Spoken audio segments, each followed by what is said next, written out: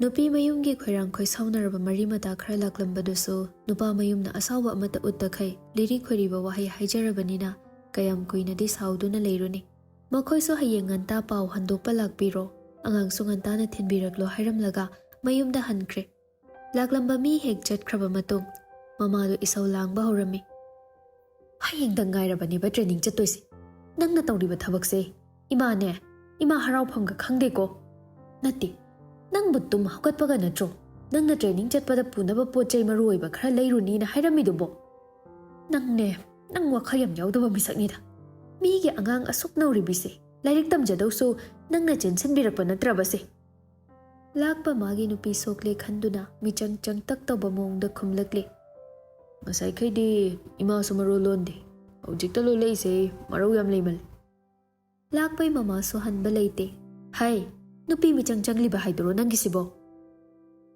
michangi wana teda mirol neina lolisi ngasai khaidi migi ahal khai leiringai da tumin dei hojikta ngangadi ima so wakhal ma khanba mandro aina khanba wakhal nangna kari khangdana nangmu yengba ngamlibro angang se chawba suma pung phadri yengu se ma pambongase inau nauriba migi inkhalakpagi nungai jadoi matam sida nangna chenchen bi risiba hauna braba as chela matong na mapung phajasani gadawrage ma sina pharamni matam sam lurabani deima cover da phajaraga manung da tin changma ngakdani o nang di nupi khuding tin chai cha de changyeng tawri braba ha on thok ba ima nang so ayabini he mama do mama nupi da on sinduna bema ima na ngangi se nang saugan aigi cha nupa sina nangi punsi se manghalabani adugi sauri bani aigi se ima angang da hukam sin binomi imung garkani ko nang ne nang apai po na thomakpada nang soiroi se ima aido ngasai ta to na phone da cherakpaduda yamda hanjanbaki manbadagi dathagi matung inarakpani to sina manghanbra ima mama do mamogi pukning khangna makha tarakli ima gi sune icha ningol pokte adubu ichi gi machana chen chongba matamda phawkhiba chaina dudi ima so phawi noi gi so soidana phawramgani yare daima chelani chakhraga nongalaga labukta tawramba su kongai ni nupi thiba nupa orambagi irang su kongai ni sida kogam thadargum sida hai lakpa nangbu somdam ta thorakero mapana hairakpani lakpa pakhatna au baba thorake phareda nangna thokringai ne imosida nangi phattabali chat khradi tamthokpa tabani ima angang dane karan gi wa inchilamganu ko mama da suma hek thokibaga ase yumgi makhada leini khangdabani ko chatpana marol ma pamiba yumda chaka chaba numitchidine kumhaigum yengibani yumgi makhada suklei leitabani lakpado thongjin marumdagi ima ai loin tai ko ngasi khagla aga sheran turan ne inchen binu ko ngang duda hai napana mapanda kaurido karino phajana hangucho swaida nupi marakta suru na silaga legano yengningde ko oida aida mapan thokchakrage mangol duda mapane mamanaba ani duga phamduna mabu ngairami david nokfet tawna ekhoi leiri haibase kawkhibai mongni ne as yada tai aruba wari ma sum saramba mapado fat thatlaga ngasai di irang langlingai duda nupi dugi mapagi mingdi hanghodre se phone sidane mapagi number du save tawsil baba di makhoi ya hal number yawraga kaidodoino hai hayeng pau handokpa chatpada yawrak gi marol du phawdoknaba yaidana david chagat na sali kemda kirno matam heli kok save tawsil moy baba number di yawdi tawdabani adu oiragana address tuga ming duga save tawsilodana rasbir samateng pangsele bro adu su khangde mo haidoro hairakpa yana leiri mongsi era noi ni su facebook da khangna jabora so adu phawde loin khangi se baba save tawsilabani phare ai lekai gi ahal ani da hayeng gi paw handokpa chatnaba wari saruki icha ani so ngak lerum khoko kaino enchang hawba ma thongaga punna charsi david ikoi dana baba nganu do mahi yawdabi kangna ngawro enjasi lakpana tubat kaklaga ainu pidi chicken yam pamjabani adu oin thongasi Noina chaningbado tanaraga thongasi. Aisu asoi phauda thokigi.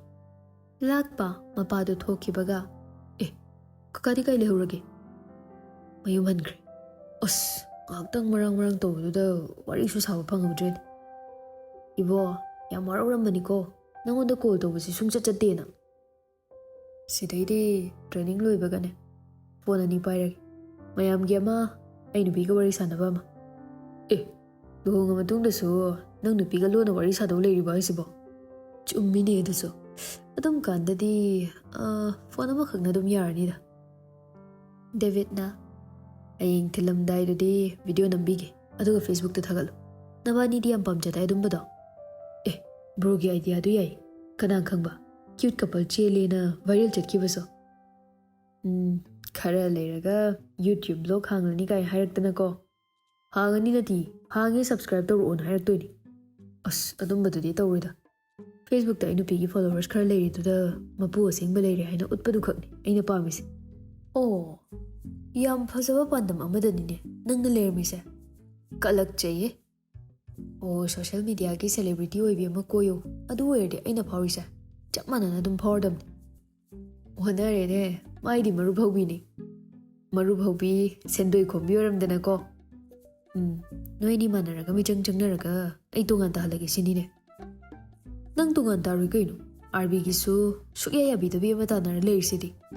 Raspberry du sitha noklaga panjan se loina manakibai mawngni ne. Social media ki celebrity ki mapuriba oidoinina ayengdi aina haiba video du namaseko. Training chatlamdai pochai khara leinagena thamba chongma chapi khara leirido madudu baby na khurumbai hogatpibado impirage. Aingondasu paisa khara yauri piramuro. Yara mingonde paisa puraga ai nupida pidau nupadu nateda. Saubra kaino aidi chamchamna haibani nang nupida piyodi haikide. Saubidida. Adu pigedi piram. Nangonde lawa paisa duna ai pochai leinarage.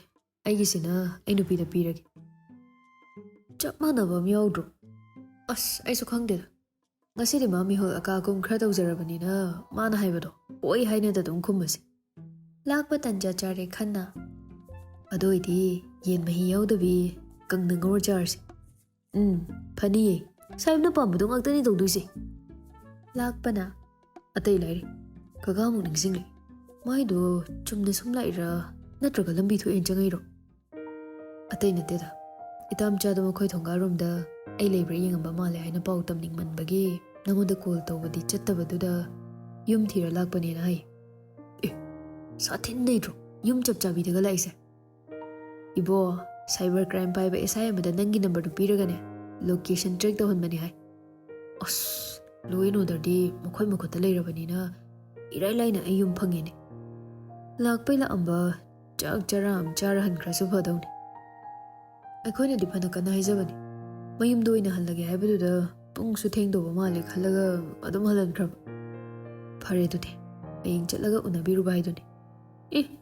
Ayeng nupi thindok thinjin tawbagi lalaksida nang si yumdai chathoktoineba. Yam sathin mawng taina nangde. Hangchitna training gi chattaba yaroi.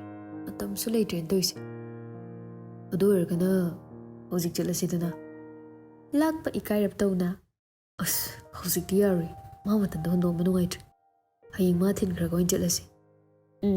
Nang loin chillo. Aikoi sum yengage. David na oidrawani. Hayeng di nupi mayum yokibaga phone pairakte yam sathina miss tawi tawde haibai complain tawnaba hotnai kandane. Kakaoida sungchat chatloi. Aina haiba thajo. Wata sidia. Bro na aingonda nupi chenba hanba mali. Aikoi khangdringaida chelama jalo. Kaidai noi chendi. Ina sumlinaba wariduda tabadai khangmani. Noi subha phawdi yai he. Raspberry yen bizani dai leina badawrasi. Ngaiko imade paisa lawrki. Yari he nangsu likmallaba haiduni. Nakuta leba paisa duna kok leiruge dawrage. Asidi ayeng ai nupida pirage na haidudi. Onthokpanida yare ai puthoge aingonda yauri. David na hairakpani. Lakpana nungaijareda. Imanaba leijaba kaise. Ngasaidi yumdagi harau thokibani. Hanjilakpa matamdadi thamoida arumba potlum pubadawna maithongdu imakmaksinna machana changakpaduda mamadu soli mali hangba changlakli. Hai, halaklabro nangbo? Oi ma, ngaki jau thibada kitang thingdokre. Phangjadi kok leidana halakpa yarabasida. Imana nahan chaningi haina pankibaduda pizaning tobani. Ibungo, nang wabadi yam waramani. Imagi mating amta pangma lause. Kuidorgi ma. Chakpudi thongba loi hore. Ensang thongat ke tobada gas loi kidanane thongdadana leiri. Hoi ma, ai gas to silagi. Chaksingrum do injalasi. Kadai, nang yenga haidusune ising dong ta sengna jam thokke. Atikpani, hataba yarui. Ai ensang thongi ngai de semaga adum taw thuragi.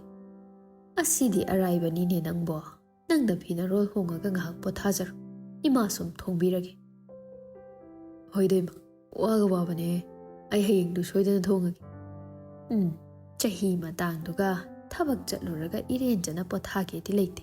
Amuk chathoadi masana muk waba taban. Chalo, ngahak pothajarur. Mamana potharo haina ayaba pirakpaduda magi di haukiba tangkaksing do ningsing jaruro haina tharakpaga chap mane. Ka hek yorakpaga mafi honglaga phamungda longna hiptuna mamitu pangna mana coaching loiraduna thorakpa matamdu ningsing lagli. Mama machada leizaba yumduda taumai miramdagi coaching loiraduna thorakle pau phangbadagi haraubana henmankibana ikai iki thadoklaga lembido makhoida mabu unaba laklami. Kanasu leiba udabaduda sumangdagi kauraklami. Tamo, tabro tamo. Taumai imungdagi thoraklaga ma ubada harauna. Lembi, ai tamo thorakrena tabaga uningman khraduna hekta laabani. Aishu nanga unasena paupiraki torumini. Kakalo, phamsi. Imadi leitro. Leirambani, kuidri, kaithela nga leiruni na chatkibani. Lembi akoibado haifet yenglaga. Nakhoi ingkhose napi songba hengatleko. Matam khra aina miramda leiringai ima mathanta napi meyamse singba ngamdaba jani. Lembi mangol ka khatuna thariba moradu da famthai. Nga leiba chatlidi kaige pukrida ayuk nga yam leidaine. Aina chatringai da yamba pharaga yonthokrabani da. Ima mathanta oibaga nga ga inthinu ngaina thadadaba mal. Ado thorakani haiba matamdagi ngangkhatna laisina kamain tawriba. Delhi da irang khra leikibaduda exam du yeithokadra khanbani. Adubu yeithoktana dum loishinkre. Aisu ada kuina leitharaga kaidawni khanduna adum thoraba. Aisu thabaki form lawa chatpada thawba thengnei mana hairambani. Kai hairamiba. Ima do gantana nangbu lawa chatminase haina haiba lae. Oh, chummine. Thawbana aibu lawa laambani. Farese, masina masi oi. Udabusu yam kuiri. Aina yumda thorakpa numitchada nang uba phangbase. Ai yam nungai. Tamodi aibu ningba phawdaba mal. Hek thorakpaga inakta lakta khai yumda dum leithokpa ngam. Imana thongba nga atoibadu puraga nangbu unaba laki khalambani. Nupi oibagi aina ikai ki thadoktuna nayumsida ikhongna thongna lai. Aduga mana nga thongba loiba ngaidoigi tawine. Waroba pharo lembi matam khara urudraba nangse. Imana aibu pizani haina thongloiba nga se nangnasu yam pamjabanina ithanda huaga yotchanba ngamloi. Aduna punna chaminage khanbagi ai nangi nanakta lakpada khara khajik thengthakre. Nupi thembagadi yam haine. Thembanadi sidi thamoida thamoi yoiba maroldane pau phaunaba kawi. Miramda matam khra leirubasidi wahangang bagase onthokna higatlameda. Nangsu chithi ba yam haidudi. Lairik panaba hotnaringaida aigi chithi bu paba sangbro. Lairik parubagi waramba khudingne nangi chithi amakak pabada loina swai launa mangkreni. Nungshibay mayai se kandra. Atubudi aisa college ta thoklubai wabane yumgi thabak loishinbagi wabane lairik pabai wabane. Masi mayamse tamogi damak chithi hek iba hobadaina loiba phawba awaba pumba loin kawi. Aibo sakyam nungshibiba nangse. Nakhongna thongna laingai sida aibu ngasimak phawrasirane. Mihol janga jangumnaba phagi tawrakanu ko tamo. Matam khra watli. Ai ihai tambasidi mapung phana loishin khigeba. Ima baba nai khoida chetki haiba khangobro nangbo.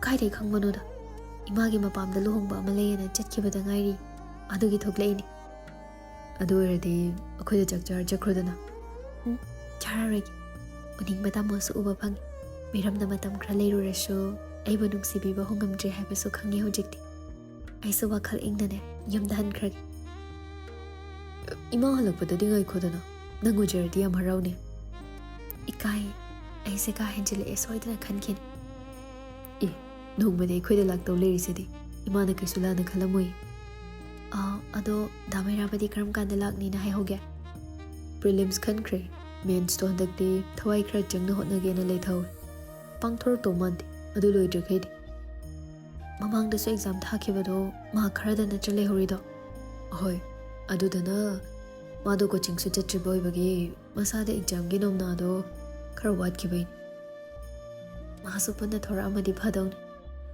e mera baba do kuning libana kai gino tamo leitrakanda tamo gi maramda hangdoini ada kai kai tawge haina is aise am thasada bai waro kai tawai thazaroi doino adu da so ai boning singlakpa matamda miramda kamaina leli haibado damirabana di urini dana adu do khangning tawani ma hek thorakpaga hangjaro dudi ado tamo gi result sina karam kanda khangdoino athobadabudi haidokani haibani Muraksidane, aisu practice ki oina senior advocate lalit ki chamber da chatke na khali. Phagani khanba khuding adum tawbi. Aina matam pumna makta ngakla oina legani. Nangna ngakla oibana ne aina ngasi phawba pukning hanthadana honariba mayamse. Pakhang leisha ani duna oina duna wari sanari ngai mama du so kaitheldagi nga leini chatkibado hanjilakpa tanja thoklare. Mangolda nokmi tawduna famliba ani du uraga harauna Tanglamba kong thangdo kong lay khara yang sili. Bema, nang lakli bro. Lembi, mama lakpadu uhawdrabanina. Aha, ima, haladam ni. Tawmay su pakhatna. Ima, malak tangay, haladam ni. Ngay ko ni hey, hanki bagayar. Kuire ukidaba. Ngasidi, ay koy da jagjagisi. Tawmay su, mama gi wahay do da yaw sili. Ay na hydra jagjasina. Tu, imana nga jawbam lerise. Mi ani dana java ngamloiba. Ko na matang java do ina jaragi. Nga thongba bu kayam kui nege. Maroi mapang do, ibani na semlinge. Ekhoy laba sina nga phat chimjaraksani. Ima, aise maki. Ibungo na ne, pan ga thangjinga iron bajaninge dana ngasai na kay thel chatringe dana phutba loirabani. Chak thangat ba haira kuiroi. Nga thongba loirakpaga mapa chadoini ne nangbo. Lembi, wado hek tubat kakpa sungamda. Nongma, matang chabado ina chabana phadoy mal. Imaw gi aruba thabaka leho bro. Lembi, imaw haiba wahay duda ena ikay nungsi yanakre. Leho. Tawmay, mana makata bangamdaba duda ikay rekhangaduna. Thabak pudu leho habanima. Aduda, ay thore ena thawbana pao pirakpadagi madulakpani na hay. Lembi WakhaLdana imaw koropagi kharaga ikaringai sida ma thorakpagi unaba lakpani na mo haijal ai deba tamo nang se tanja unthokna khangkhidre jando magi matawdo da ikaire khangladuna hai thorakani pau pidaba nangna soidra ne hinangbo namanabaduna piramdradi si kona khangdoin adu oidi nungsinabada arotpa wa thamba nangna soidro imasu magi michang hekta changdadi ko imaw amakhakni mani mamause onthokna nungsina kreda haina ne leikai sara salhandoidi tawmai nokmi phibam sida hayengwai aina ga khanaba horubada michang adum changna ki bai mong ni ne nangna thantani naitom ta danaba isu nupa nungshiba ama poga loire dana so ai matang sidi ayuni kaida kadai ma ngadu semuragi se Nangi sembiribani hairagane sengkup sabai phibam du tawganu ko atoiba thongbada matung chaba si su hawkhrabazani ai soidana ba tawragi yumdadi aikhoi sida chutney na hairambro nangbo moi mamai mapamgi luhongbam leina puna chatkhai madudi chaka toklaga ngahak leikhiba yaridana ingkholda hoba heira khara su hekpige asina aingonda he ona soidan tawrani ꯑꯗꯨ ꯑꯣꯏꯗꯤ ꯅꯁꯥꯅ ꯈꯪꯅ ꯍꯦꯛꯑꯣꯗꯅ ꯑꯣ ꯉꯥ ꯁꯦꯝꯕ ꯂꯣꯏꯔꯒ ꯍꯦꯛꯄꯤꯒꯦ ꯂꯦꯝꯕꯤ ꯏꯇꯞ ꯇꯞꯅ ꯇꯥꯃꯣꯒꯤ ꯄꯤꯖꯅꯤꯡꯉꯤꯅꯦ ꯍꯥꯏꯗꯅ ꯃꯨꯟꯗ꯭ꯔꯤꯕ ꯆꯝꯄ꯭ꯔꯥꯒ ꯄꯨꯡꯍꯦꯛ ꯍꯦꯛꯆꯤꯟꯕꯗꯣ ꯇꯧꯅꯨꯀꯣ ꯍꯩꯁꯤꯡ ꯐꯥꯔꯒ ꯃꯍꯥꯎ ꯈꯪꯅ ꯑꯣꯏꯅ ꯆꯥꯖꯒꯦ ꯇꯧꯕꯅꯤ ꯃꯗꯣ ꯃꯥꯒꯤ ꯍꯩꯅꯕꯤꯅꯤ ꯑꯦꯟꯁꯥꯡꯃꯛꯇ ꯊꯣꯡꯉꯦꯗꯅ ꯄꯤꯖꯅꯤꯡꯉꯤꯅꯦ ꯍꯥꯏꯗꯅ ꯃꯨꯜꯂꯤ ꯈꯪꯗꯦ ꯃꯨꯟꯗꯦ ꯈꯪꯗꯦ ꯀꯣꯊꯔꯒꯅꯤ ꯄꯤꯖꯗꯣꯏꯁꯦ ꯇꯥꯃꯣꯅ ꯇꯝꯈ꯭ꯔꯦ ꯏꯃꯥꯅ ꯆꯦꯡ ꯆꯪꯕ ꯆꯥꯛ ꯄꯤꯖꯕꯩꯁꯨ ꯁꯥꯎꯕꯦꯅ ꯆꯦꯡ ꯆꯪꯕ ꯆꯥꯛꯇꯣ ꯆꯥꯔꯒ ꯗꯥꯎ ꯌꯥꯗꯣꯏꯅꯤꯅꯦ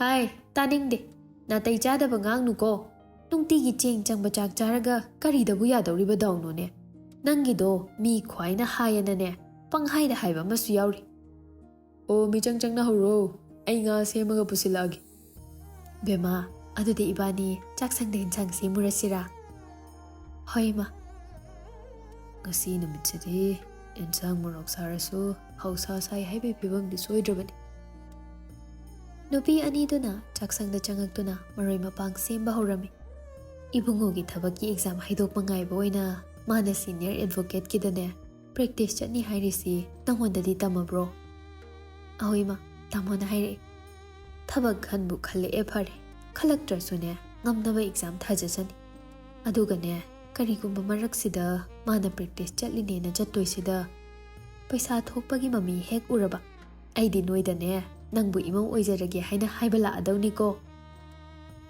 ꯏꯃꯥ ꯃꯇꯝ ꯈꯔꯗꯤ ꯉꯥꯏꯈꯤꯁꯦ ꯑꯩꯁꯨ ꯑꯦꯛꯖꯥꯝ ꯑꯃ ꯑꯅꯤꯗ ꯊꯥꯅꯤꯡꯉꯤꯌꯦ ꯊꯥꯒꯗꯕꯅꯤ ꯃꯗꯨꯁꯨ ꯇꯧꯗꯕ ꯌꯥꯗꯦ ꯑꯗꯨꯕꯨ ꯃꯇꯝꯁꯤꯅꯅꯦ ꯀꯅꯥꯝꯇꯁꯨ ꯉꯥꯏꯔꯝꯃꯣꯏ ꯀꯩꯁꯨ ꯅꯠꯇꯕꯗ ꯏꯍꯦ ꯍꯥꯏꯔꯒ ꯇꯣꯛꯀꯗꯣꯏ ꯁꯔꯨꯛ ꯅꯥꯈꯩ ꯁꯦꯡꯍꯧꯕꯅ ꯐꯠꯇ꯭ꯔꯗꯣ ꯍꯣꯏ ꯏꯃꯥ ꯃꯥꯒꯤꯁꯦ ꯍꯦꯛ ꯃꯦꯟ ꯇꯥꯕꯒ ꯑꯩ ꯁꯣꯏꯗꯅ ꯂꯥꯛꯀꯅꯤ ꯅꯪꯅꯁꯨ ꯏꯃꯥꯕꯨ ꯆꯣꯞꯍꯟꯒꯅꯨꯀꯣ ꯏꯃꯥꯕꯨꯗꯤ ꯆꯣꯞꯍꯜꯂꯣꯏꯗ ꯉꯁꯤ ꯍꯌꯦꯡꯁꯤꯃꯛ ꯑꯣꯏꯔꯗꯤ ꯑꯩꯁꯨ ꯃꯇꯝ ꯈꯔ ꯄꯥꯝꯕꯅꯤ ꯑꯗꯨꯕꯨ ꯏꯃꯥꯒꯤ ꯋꯥꯐꯝꯁꯦ ꯇꯥꯃꯣꯒꯤ ꯃꯐꯝ ꯆꯥꯕ ꯉꯥꯏꯕ ꯍꯥꯏꯕꯅꯤꯅ ꯑꯩꯁꯨ ꯃꯔꯛꯁꯤꯗ ꯃꯐꯝ ꯆꯥꯕ ꯊꯕꯛ ꯑꯃ ꯁꯣꯏꯗꯅ ꯇꯧꯅꯕ ꯍꯣꯠꯅꯒꯦ ꯁꯤꯗꯩ ꯍꯦꯟꯕ ꯅꯨꯡꯉꯥꯏꯕ ꯑꯇꯣꯞꯄ ꯑꯃꯠꯇ ꯂꯩꯇ꯭ꯔꯦ ꯉꯥ ꯁꯦꯝꯃꯣꯅ ꯆꯠꯈꯤꯕ ꯅꯨꯄꯥꯗꯨꯁꯨ ꯉꯁꯤꯗꯤ ꯊꯕꯛ ꯈꯨꯐ ꯑꯃꯅꯤ ꯅꯍꯥꯟꯈꯩꯗꯧꯅ ꯃꯣꯂꯤ ꯁꯥꯂꯤ ꯇꯧꯗꯦ ꯐꯠ ꯁꯦꯝꯗꯨꯅ ꯋꯥꯔꯤ ꯌꯥꯎꯅꯤꯡꯕꯒꯤ ꯆꯪꯉꯛꯏ ꯌꯥꯝ ꯅꯨꯡꯉꯥꯏꯔ ꯃꯥꯜꯂꯦꯗ ꯑꯩ ꯏꯃꯥꯁꯦ ꯍꯩꯃꯥ ꯅꯪꯕꯨ ꯉꯥ ꯁꯦꯝꯅꯤꯅ ꯆꯠꯈꯤꯕꯗꯥꯏꯅꯦ ꯑꯣ ꯂꯣꯏꯗꯅ ꯄꯨꯔꯛꯑꯦ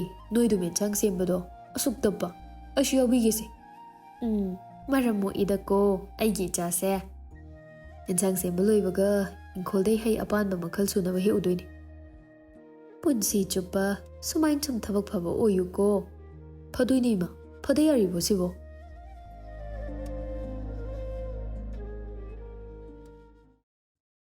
ꯁꯣꯂꯤ ꯃꯥꯂꯤ ꯇꯧꯗꯨꯅ ꯃꯆꯥꯅꯨꯄꯥꯕꯨ ꯆꯥꯛ ꯆꯥꯔꯁꯦꯅ ꯀꯧꯕ ꯂꯥꯛꯄ ꯃꯇꯝꯗ ꯐꯃꯨꯡꯗꯨꯗ ꯂꯣꯡꯅ ꯍꯤꯞꯇꯨꯅ ꯃꯃꯤꯠ ꯆꯦꯆꯦꯠ ꯎꯏꯁꯤꯟꯕ ꯃꯈꯩ ꯃꯆꯥꯗꯣ ꯃꯤꯠꯂꯨ ꯄꯤꯔꯥꯡ ꯁꯤꯟꯊꯕꯗꯨꯅ ꯈꯖꯥꯏꯒꯤ ꯃꯄꯥ ꯌꯧꯕ ꯉꯝꯗꯕꯤ ꯆꯨꯕ ꯃꯄꯥꯔꯣꯝꯗ ꯆꯦꯟꯊꯔꯛꯄꯗꯣ ꯃꯄꯥ ꯆꯥꯟꯅꯅ ꯎꯔꯝꯃꯤ ꯖꯥꯟꯗꯣ ꯇꯞꯅ ꯁꯣꯟꯖꯩ ꯃꯥꯒꯤ ꯏꯕꯨꯡꯉꯣ ꯃꯃꯥꯒꯤ ꯈꯣꯟꯖꯦꯜ ꯇꯥꯔꯗꯨꯅ ꯃꯃꯤꯠ ꯈꯪꯄꯥꯡ ꯄꯥꯡꯊꯣꯔꯛꯂꯒ ꯁꯤꯟꯊꯈ꯭ꯔꯕ ꯃꯄꯤꯗꯨ ꯇꯩꯊꯣꯛꯆꯩ ꯊꯃꯣꯏꯗ ꯄꯨꯕ ꯄꯣꯠꯂꯨꯝꯅ ꯂꯨꯝꯊꯕ ꯍꯦꯜꯂꯛꯂꯕ ꯈꯅꯥꯎꯒꯤ ꯈꯣꯟꯊꯣꯛꯇꯁꯨ ꯆꯩꯅꯥ ꯐꯥꯎꯅ ꯂꯨꯝꯇꯛꯅ ꯈꯨꯝꯃꯛꯏ ꯏꯃꯥ ꯀꯩ ꯍꯥꯏꯒꯦ ꯏꯆꯥꯕꯨ ꯊꯕꯛ ꯆꯠꯂꯨꯕꯒꯤ ꯌꯥꯝꯅ ꯋꯥꯔꯕ꯭ꯔꯅꯦ ꯆꯥꯛꯁꯤ ꯈꯔ ꯆꯥꯔꯒ ꯄꯣꯊꯥꯒꯦꯁꯨ ꯄꯣꯊꯥꯔꯣꯗꯅ ꯇꯥꯎꯃꯩ ꯅꯤꯡꯖꯤꯡ ꯃꯥꯡꯖꯤꯡ ꯇꯧꯗꯨꯅ ꯑꯩꯗꯤ ꯉꯥꯏꯍꯥꯛ ꯎꯏꯊꯔꯒ ꯂꯩꯔꯝꯃꯦꯗꯅ ꯅꯪꯁꯤ ꯏꯆꯥꯅꯤꯅꯦ ꯅꯪꯅ ꯐꯥꯎꯔꯤꯕ ꯆꯩꯅꯥꯗꯣ ꯏꯃꯥꯗꯁꯨ ꯐꯥꯎꯏ ꯇꯥꯎꯃꯩ ꯋꯥ ꯊꯩꯗꯣꯛꯅꯕ ꯍꯣꯠꯅꯩ ꯊꯕꯛ ꯃꯌꯥꯝꯁꯤꯅ ꯍꯦꯟꯃꯟꯗꯅ ꯏꯁꯥꯁꯦ ꯄꯣꯊꯥꯕ ꯃꯄꯨꯡ ꯐꯥꯗꯕꯒꯤ ꯏꯁꯣꯟ ꯁꯣꯟꯖꯤꯜꯂꯤ ꯍꯥꯏ ꯃꯇꯝ ꯈꯔꯗꯤ ꯁꯨꯇꯤ ꯂꯧꯊꯣꯛꯇꯨꯅ ꯂꯝ ꯀꯣꯏꯔꯨꯔꯒꯦꯔꯣ ꯅꯪꯕꯣ ꯏꯃꯥ ꯏꯊꯟꯇ ꯀꯣꯏꯕ ꯆꯠꯄ ꯅꯨꯡꯉꯥꯏꯔꯣꯏꯗ ꯀꯔꯤꯒꯤ ꯅꯨꯡꯉꯥꯏꯇꯅꯤ ꯅꯁꯥꯅ ꯄꯥꯝꯖꯅ ꯆꯠꯆꯕ ꯂꯝꯕꯤꯗꯨꯗꯤ ꯅꯁꯥꯅ ꯅꯨꯡꯉꯥꯏꯅꯕ ꯍꯣꯠꯅꯕ ꯇꯥꯕꯅꯤ ꯏꯃꯥꯅꯦ ꯑꯍꯦꯟꯕ ꯋꯥ ꯃꯈꯥ ꯇꯥꯅꯤꯡꯗꯦ ꯑꯩꯗꯤ ꯀꯥꯎꯕꯨ ꯀꯥꯎꯏ ꯑꯩꯈꯣꯏ ꯁꯤꯗ ꯂꯥꯛꯑꯝꯕ ꯑꯍꯨꯝꯗꯨꯒꯤ ꯃꯔꯛꯇ ꯑꯃꯗꯤ ꯅꯨꯄꯤ ꯆꯦꯜꯂꯤ ꯀꯔꯝꯕꯅꯣꯅꯦ ꯂꯥꯛꯄ ꯍꯥꯏꯅ ꯋꯥ ꯈ꯭ꯋꯥꯏꯗꯩ ꯉꯥꯡꯕ ꯑꯉꯥꯡꯗꯨꯅꯦꯕ ꯃꯤꯒꯤꯅ ꯀꯃꯥꯏꯅ ꯇꯧꯕꯅꯣ ꯈꯪꯗꯦ ꯑꯩꯈꯣꯏꯒꯤꯗꯤꯅꯦ ꯑꯁꯨꯝꯕ ꯄꯥꯎꯁꯦ ꯇꯥꯗꯅ ꯑꯗꯨꯝ ꯄꯨꯟꯁꯤꯁꯦ ꯂꯣꯏꯗꯧꯔꯦ ꯑꯁ ꯋꯥꯔꯤ ꯁꯥꯕ ꯈꯨꯗꯤꯡꯒꯤ ꯑꯩꯉꯣꯟꯗ ꯍꯦꯛꯇ ꯇꯥꯔꯛꯏ ꯅꯪꯉꯣꯟꯗ ꯇꯥꯔꯒ ꯋꯥꯈꯜ ꯇꯥꯔꯛꯅꯕ ꯍꯣꯠꯅꯕꯅꯤꯅꯦ ꯑꯗꯨꯁꯨ ꯇꯥꯗꯦ ꯀꯥꯟꯗꯕ ꯋꯥꯈꯜ ꯈꯜꯂꯅꯨ ꯁꯦꯝ ꯑꯗꯨꯏ ꯁꯔꯨꯛ ꯑꯩꯒ ꯄꯨꯟꯅ ꯇ꯭ꯔꯤꯊ ꯆꯠꯂꯒꯅꯦ ꯏꯁꯣꯔ ꯃꯈꯜ ꯃꯌꯥꯝꯗꯣ ꯂꯣꯏ ꯈꯨꯔꯨꯝꯃꯨꯔꯁꯤ ꯃꯈꯣꯏꯕꯨ ꯊꯥꯖꯗꯕꯒꯤ ꯋꯥꯗꯤ ꯅꯠꯇꯦ ꯐꯅꯗꯤ ꯀꯨꯏꯔꯦ ꯑꯩꯅ ꯅꯤꯡꯖꯔꯤꯁꯦ ꯊꯨꯡꯍꯟꯕꯤꯕ ꯌꯥꯕ ꯀꯨꯊꯤꯗ ꯐꯪꯉꯦ ꯅꯪꯁꯤ ꯌꯨꯝ ꯄꯥꯟꯗꯅ ꯇꯣꯛꯂꯣꯏ ꯍꯥꯏ ꯑꯃꯥꯏꯕ ꯑꯃꯥꯏꯕꯤ ꯐꯪꯉꯦ ꯅꯨꯄꯤ ꯊꯤꯅꯤ ꯍꯥꯏ ꯆꯍꯤꯅ 50 ꯍꯥꯏꯗꯣ ꯁꯨꯔꯛꯑꯅꯤ ꯑꯁ ꯑꯗꯨ ꯃꯌꯥꯝ ꯊꯥꯖꯔꯨꯅꯨ ꯗꯩꯃ ꯁꯦ ꯆꯥꯛ ꯆꯥꯊꯣꯛꯑꯒ ꯄꯣꯊꯥꯅꯕ ꯇꯧꯔꯁꯤ ꯐꯃꯨꯡ ꯆꯪꯕ ꯈꯨꯗꯤꯡ ꯃꯤꯠꯇꯩ ꯄꯤ ꯇꯥꯗꯣꯏ ꯁꯔꯨꯛ ꯃꯣꯃꯣꯟꯗꯣꯛꯅ ꯇꯨꯝꯕ ꯃꯤꯀꯨꯞ ꯀꯥꯏꯗꯨꯕꯨ ꯅꯪꯕꯨ ꯄꯥꯝꯗ꯭ꯔ ꯋꯥꯅꯤ ꯏꯃꯥ ꯇꯣꯛꯑꯁꯤꯕ ꯍꯟꯗꯛ ꯃꯔꯛ ꯑꯁꯨꯛ ꯌꯥꯝ ꯅꯤꯡꯉꯥꯏ ꯀꯜꯂꯤꯁꯤꯕꯨ ꯀꯩꯒꯤꯅꯣ ꯍꯤꯌꯥꯡꯊꯥꯡꯗꯅꯦ ꯑꯃꯥꯏꯕ ꯑꯍꯩꯕ ꯑꯃ ꯂꯩꯌꯦꯅ ꯆꯠꯂꯨꯏꯌꯦ ꯑꯗꯨꯗ ꯅꯪꯁꯦ ꯅꯨꯄꯤ ꯁꯣꯏꯗꯅ ꯊꯤꯒꯅꯤ ꯈꯔ ꯇꯛꯁꯤꯜꯂꯨ ꯍꯥꯏꯔꯛ ꯑꯗꯨꯒꯤꯅꯤ ꯊꯤꯒꯗꯕ ꯅꯨꯄꯤꯗꯣ ꯃꯌꯨꯝ ꯄꯥꯟꯈ꯭ꯔꯦ ꯍꯥꯏ ꯁꯅꯥ ꯂꯩꯕꯥꯛꯁꯤꯗ ꯅꯨꯄꯤ ꯃꯊꯟꯇ ꯅꯠꯇꯦꯅꯦ ꯑꯩꯗꯤ ꯍꯧꯖꯤꯛꯇꯩ ꯍꯥꯏꯖꯩꯁꯤꯅꯤꯀꯣ ꯅꯨꯡꯇꯤꯒꯤ ꯅꯤꯡꯉꯥꯏꯗꯤ ꯁꯣꯏꯗ꯭ꯔꯕꯅꯤ ꯇꯥꯎꯃꯩ ꯃꯃꯥꯕꯨ ꯊꯦꯝꯖꯤꯟꯕ ꯑꯣꯏꯅ ꯍꯣꯏ ꯏꯃꯥꯅ ꯇꯧꯕ ꯅꯤꯡꯉꯥꯏꯕꯨ ꯀꯥꯏꯗꯦꯁꯦ